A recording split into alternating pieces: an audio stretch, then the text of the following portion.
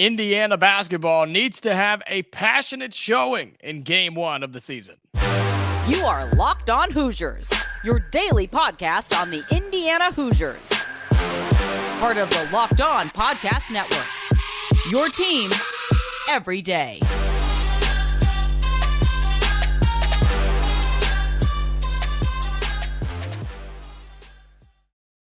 Welcome in. It is the Locked On Hoosiers podcast. I'm your host, Jacob Goins. I appreciate you making Locked On Hoosiers your first listen each and every day. Part of the Locked On Podcast Network, which is your team every day. We have finally made it.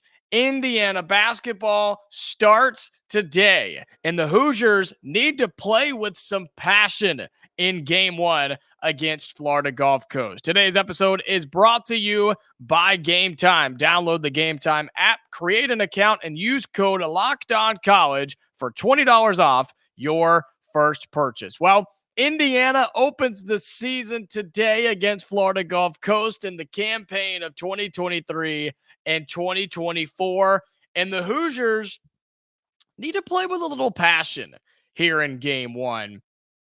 And there are a couple of reasons for that. First of all, it's the season opener, right? We've had the first two exhibitions. We've had the off season. We've had some big names come in here, and we've also had some off-court issues. We've had some things to work on.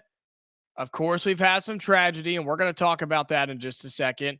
There's been a lot that has happened over the last few weeks, but even over the last couple of months when it comes to Indiana basketball. So I think tonight for Indiana to come out and not only win in Game 1 of the season, but also to impress in Game 1 of the season, I think you need to play with a little bit of passion, because it's Game 1 of the season. You can, not that Game 1 is the tell-all, be-all for what the season's going to be, but it's always nice to get that first win under your belt. And we know that Indiana has a couple of games to start the season where you feel pretty confident that they can take care of business. But before we look at those games, I want to give you a quick reaction to what we saw in the second and final exhibition game for Indiana.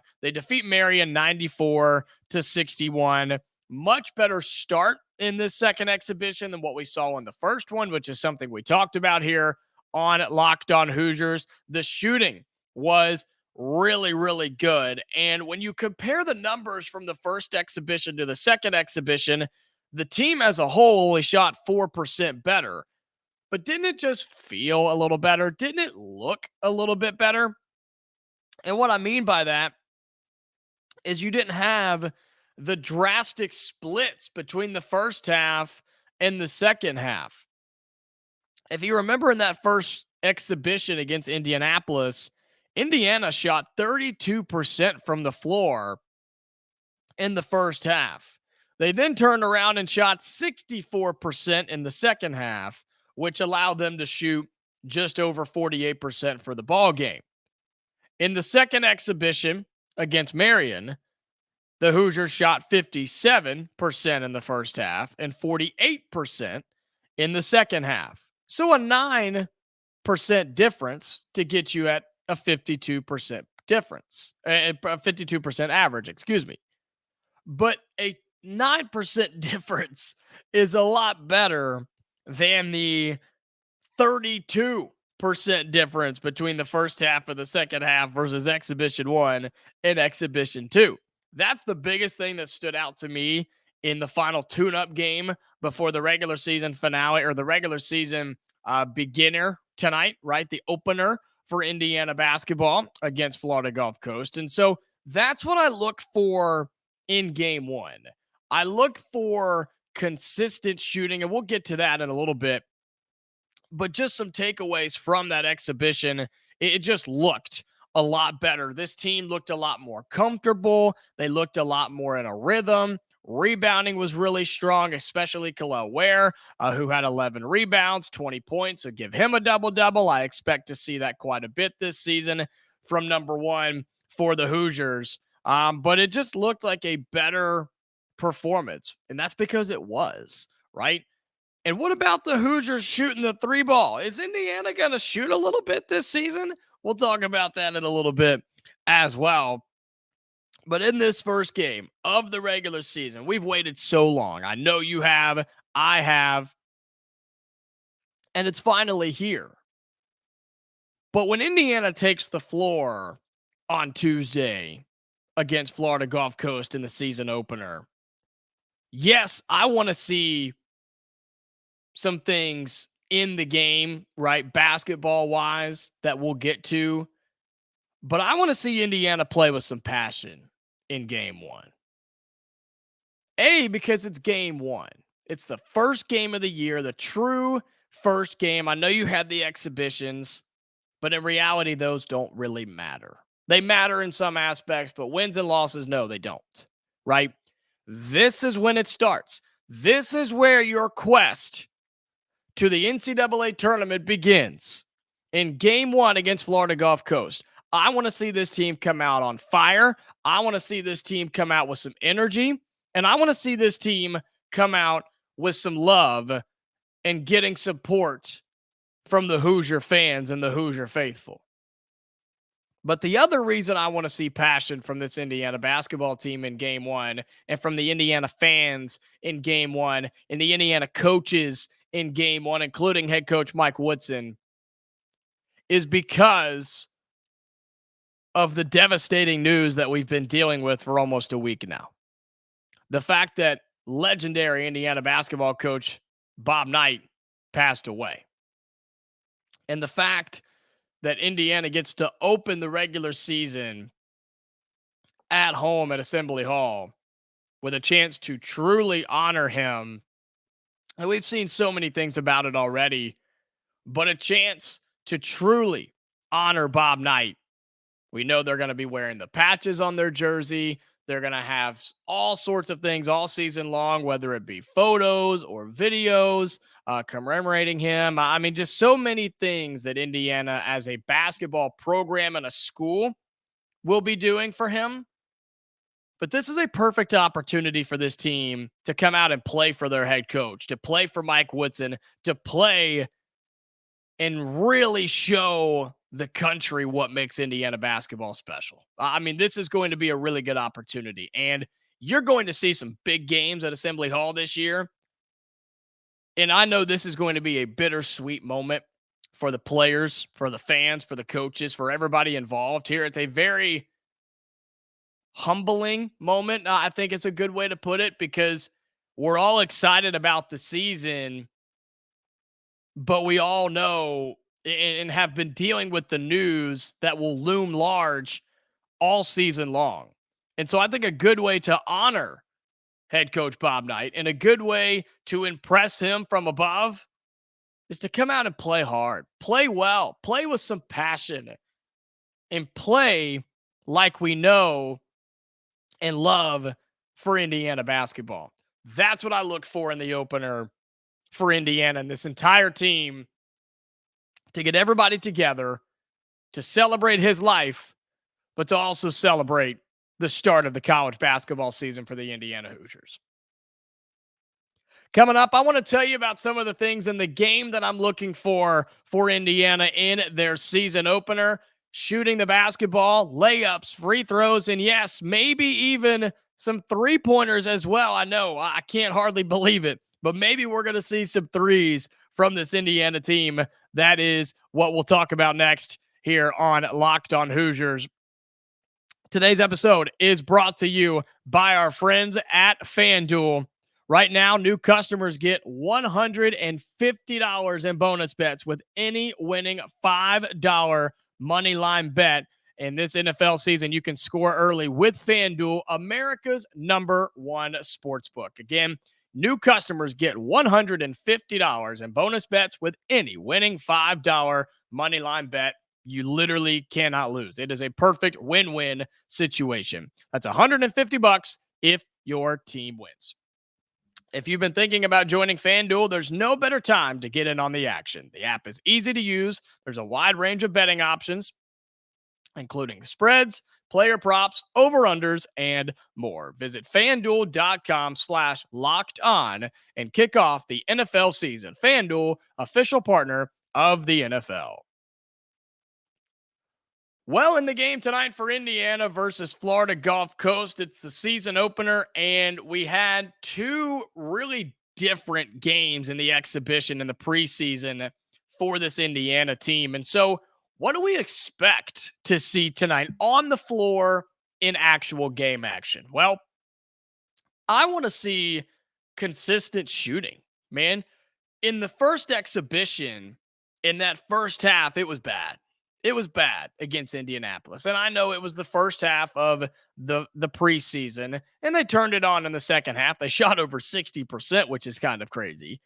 And then in the second exhibition, there was a 9% difference between the first half and second half, but you still shot a really good percentage overall for the game. I mean, you were still 52%. We'll take that just about any day for as a team. You'll take 52%.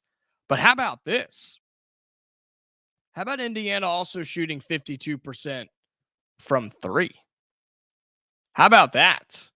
Is that something we think Indiana can do all season long? I don't know. Going into the season, no, because it seems like most of your three-point shooters are on the bench as of right now, coming off the bench, but we know we're going to see a lot of those guys play, and we know we're going to see a lot of those guys get significant minutes. But I don't know. I don't think that needs to be the expectation by any means if you're Indiana, or if you're an Indiana fan. I think a reasonable expectation for game one tonight is consistent shooting, consistent start. Maybe not, you don't have to get off to just a hot, fast start, 30 points in 10 minutes type of thing.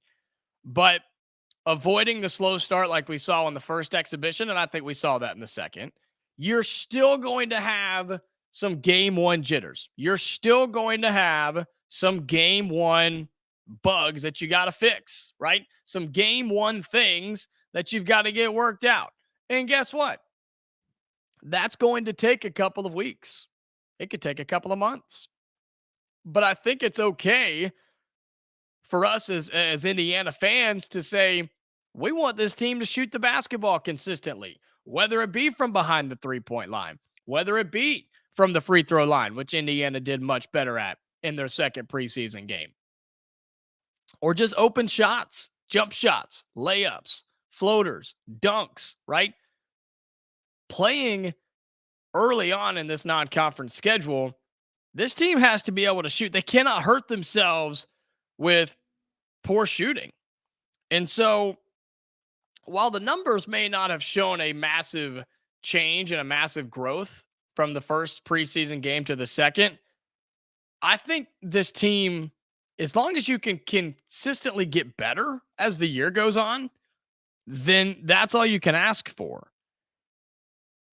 But again, I still think it takes a little time. I think free throws are going to be a massive part for this team between the guards and the centers, right? And the guards and the bigs. Here, you're going to learn about me really quick, folks. There is one thing, well, there's multiple things, but one of the biggest pet peeves I have in the game of basketball, college basketball, and of course the NBA, but basketball in general, there is one of my biggest pet peeves in the game of basketball is when guards miss free throws. Oh my gosh. Guards missing free throws just really bugs me for some reason. I'm not saying they got to go 100%. I'm not saying they have to be like Steph Curry and shoot 90 or 95% and be probably the best free throw shooter in the history of the game. But there is no reason for a guard, point guard, shooting guard, one or two, there is no reason for a guard to shoot less than 70 or 75% from the free throw line. Tell me otherwise. Tell me otherwise. If you're playing the one or the two, you need to be able to shoot. You need to be able to shoot at the free throw line.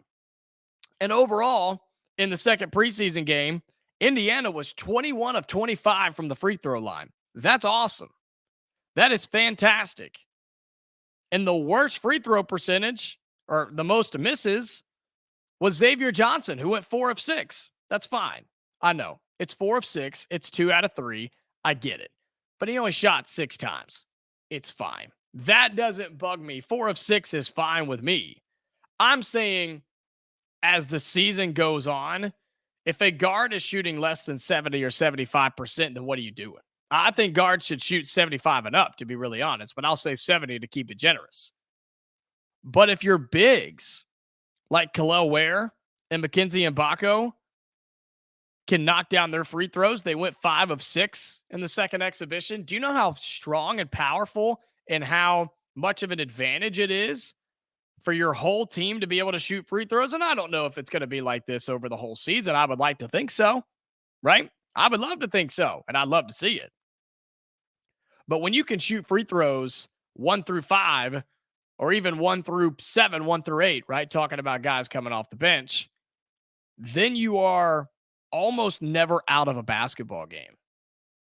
And look at the guys that came off the bench in the second exhibition. Caleb Banks went 4 of 5 from the free throw line. CJ Gunn went 2 for 2.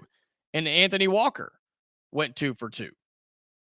That doesn't count Gabe Cupps and Anthony Leo, who didn't attempt a free throw, right? Didn't play a whole lot of minutes. But if your entire team can shoot, including the bigs, which is so important too, we know they're always getting hacked in there, and Indiana's going to go after them. They're going to go down low with Kel'el Ware and Mackenzie Mgbako. They've already proven that. We haven't even started the year, and we know that. If your entire team, or most of your team, can shoot free throws at a high rate, man, that is a dangerous, dangerous weapon for a basketball team. And especially for a team like Indiana, who will be taking a couple of weeks to find themselves and figure out who the go-to guys are. And you know what? I know we've talked about this a little bit, but that may be different every game. But guess what? If they're all able to shoot and make free throws, you're never out of a game. Whether you're getting hacked down low as a guard who took it to the rack, or whether the big guy gets fouled on the way on a putback. If you're down by 6, 7, 8 in the final couple minutes, you always have a chance to come back. I want to see that tonight in the season opener.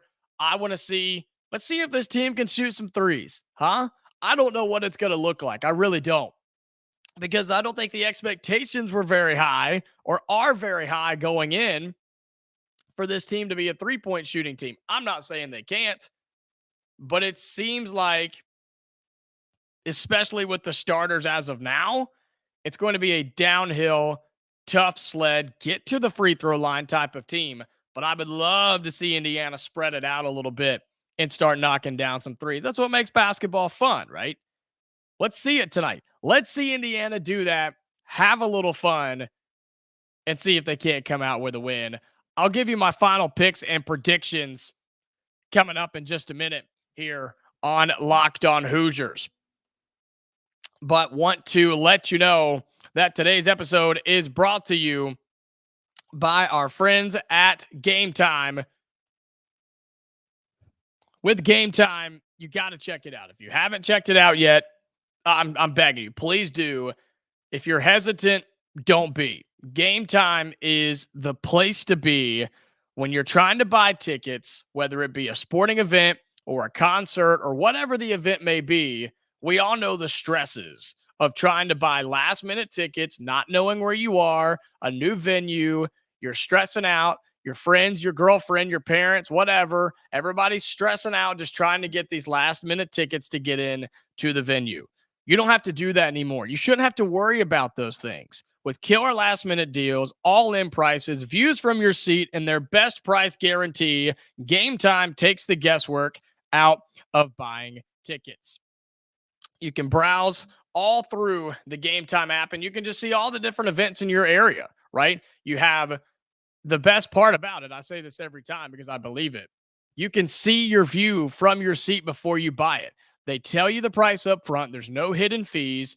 You know exactly what you're getting every single time. Easy to find and buy tickets for every kind of event in your area. Lowest price guaranteed, event cancellation protection, job job loss protection, etc. I mean, there's just so many benefits to using Game Time. It's the only ticketing app that gives you complete peace of mind with your purchase. Take the guesswork out of buying tickets with Game Time. Download the Game Time app, create an account, and use code LOCKEDONCOLLEGE for $20 off your first purchase. Terms apply. Again, create an account and redeem code LOCKEDONCOLLEGE. That's LOCKEDONCOLLEGE for $20 off. Download Game Time today. Last minute tickets, lowest price guaranteed. Well, let's make some predictions and just some some more of what we're looking for in the season opener tonight for Indiana. I'm so excited for the season to get started. It feels like it's taken forever to college basketball to finally get back. And for what seems to be sort of a weaker opening couple of days between Monday and Tuesday, I know some better games get in an opening weekend, but sort of a sleepy, slower kind of opening start to college basketball. I think Indiana, Florida Gulf Coast could be really, really interesting. You had Oregon, Georgia on Monday to open it up. I know Auburn, Baylor plays on Tuesday. They play tonight. That's a good game up in South Dakota. So, other than that, I mean, I think Indiana, Florida Gulf Coast could end up being a pretty entertaining game. And do I think Indiana's in trouble here? No, I don't think so. Last year, Florida Gulf Coast went 17-15, and we've seen this program be successful before. We've seen the high-flying Florida Gulf Coast in the NCAA tournament, but you compare that to what Indiana did last year, going 23-12. Now, we also know this is a very different Indiana team than the one that went 23-12 last year and made it to the NCAA tournament. So, can you really look at records from a year ago in today's age of college basketball or college athletics for that matter? I just don't think you can. Depending on how many guys are returning, maybe basketball is a little bit easier, but I also think in basketball, one guy leaving impacts a team 10 times more than it does in football, whether it be the quarterback, running back, defensive end, linebacker, whatever. In football, yeah, it hurts, but you can make up for that. You've got 10 other guys around him. If one of your guys leaves from basketball, you're down a 10th or a 12th of a team, literally. And it could be one of your starting five, and then you're having to find somebody to replace him. It impacts a team that much more. And so we've talked about this Indiana team and just how unique they are with guys like Xavier Johnson, right? You bring in a guy like Kel'el Ware, who has a little bit of experience. You have a guy like Mackenzie and Mgbako, who potential sky high, but we just don't know what he's going to be just yet. This team is going to be a lot of fun. And I'm so excited that the season opener is finally here. In the beginning of the season for the Hoosiers may not be the most exciting opponents for the first three games, but good opportunities for Indiana to get off to a nice start. There's no reason, in my opinion, there is no reason for Indiana not to get off to a 3-0 start. I mean, I just don't see a reason why they can't. I don't see a reason why they won't. But it's also a good opportunity for you to figure some things out, play some different rotations, maybe get some of your bench guys in so they can get comfortable as the season gets underway. And again, I can't express enough how excited I am for this team to have 3 straight home games to start the year against teams that you should beat. And then it ramps up pretty quickly with UConn in the Empire Classic. But Florida Gulf Coast, Army, and Wright State. I mean, what else? What else could you ask for? Good opportunity for the Hoosiers. Get off to good starts. Don't play with your food.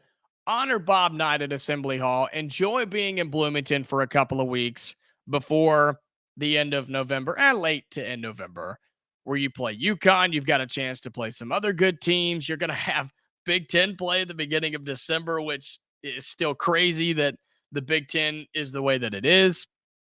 But overall for game one, I think we just have to enjoy it. I think we just have to take it all in, realize that college basketball is back. Do not play. I beg you. I beg you. And this is not just for Indiana fans. This is for every college basketball fan in America. Don't overreact to game one. Don't do it. I don't care if you're playing a top 5 team or you're playing one of the worst teams in the nation. Don't overreact, good or bad. And I tell you that, Indiana fans.